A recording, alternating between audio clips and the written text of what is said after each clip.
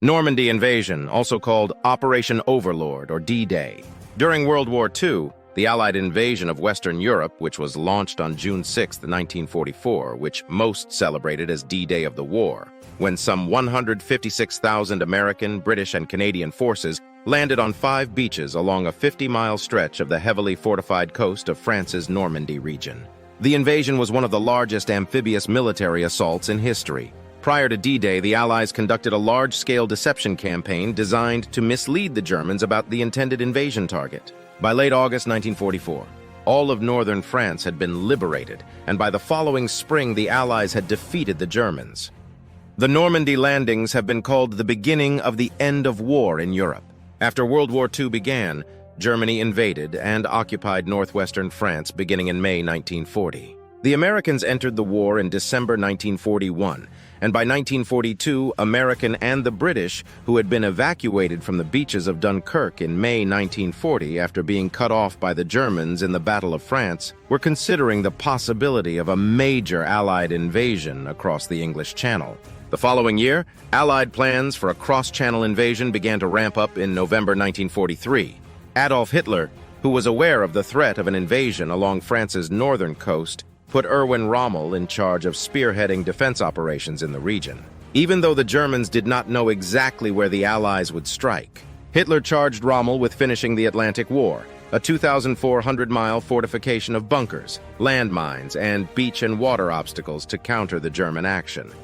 General Dwight Eisenhower was appointed commander of Operation Overlord in January 1944. In the months and weeks before D-Day, the Allies carried out a massive deception operation intended to make the Germans think the main invasion target was Particle, which is narrowest point between Britain and France rather than Normandy. In addition, they led the Germans to believe that Norway and other locations were also potential invasion targets. Many tactics were used to carry out the deception, including fake equipment.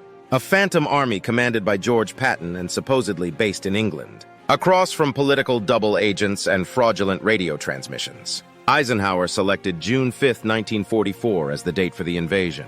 However, bad weather on the days leading up to the operation caused it to be delayed for 24 hours. On the morning of June 5th, after his meteorologist predicted improved conditions for the following day, Eisenhower gave the go-ahead for Operation Overlord by dawn on June 6th. Thousands of paratroopers and glider troops were already on the ground behind enemy lines, securing bridges and exit roads. The amphibious invasions began at 6:30 a.m. The British and Canadians overcame light opposition to capture beaches codenamed Gold, Juno, and Sword, as did the Americans at Utah Beach. The U.S. forces faced heavy resistance at Omaha Beach, where there were over 2,000 American casualties. However, by day's end, approximately 156,000 Allied troops had successfully stormed Normandy's beaches. According to some estimates, more than 4,000 Allied troops lost their lives in the D-Day invasion, with thousands more wounded or missing. Later that day, more than 5,000 ships and landing craft carrying troops and supplies left England for the trip across the Channel to France. While more than 11,000 aircraft were mobilized to provide air cover and support for the invasion, less than a week later, on June 11th, the beaches were fully secured and over 326,000 troops, more than 50,000 vehicles, and some 100,000 tons of equipment had landed at Normandy. For their part, the Germans suffered from confusion in their ranks and the absence of celebrated Commander Rommel, who was away on leave. At first, Hitler, believing the invasion was a feint designed to distract the Germans from a coming attack north of the Seine River, refused to release nearby divisions to join the counterattack. Reinforcements had to be called from further afield, causing delays. He also hesitated in calling for armored divisions to help in the defense. Moreover, the Germans were hampered by effective Allied air support, which took out many key bridges and forced the Germans to take long detours, as well as efficient Allied naval support, which helped protect advancing Allied troops.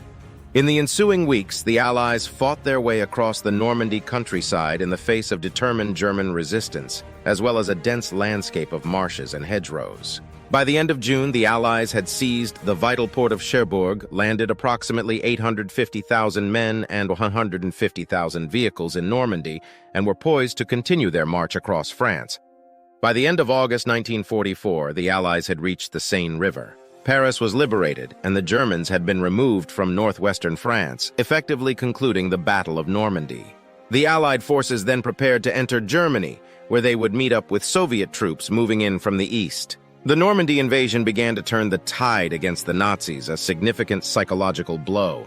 It also prevented Hitler from sending troops from France to build up his Eastern Front against the advancing Soviets. The following spring, on May 8, 1945, the Allies formally accepted the unconditional surrender of Nazi Germany. Hitler had committed suicide a week earlier on April 30th. That is how Operation D-Day completely changed the war scenario and turned in favor of American and their allies. I hope you have enjoyed the video. Don't forget to like and subscribe.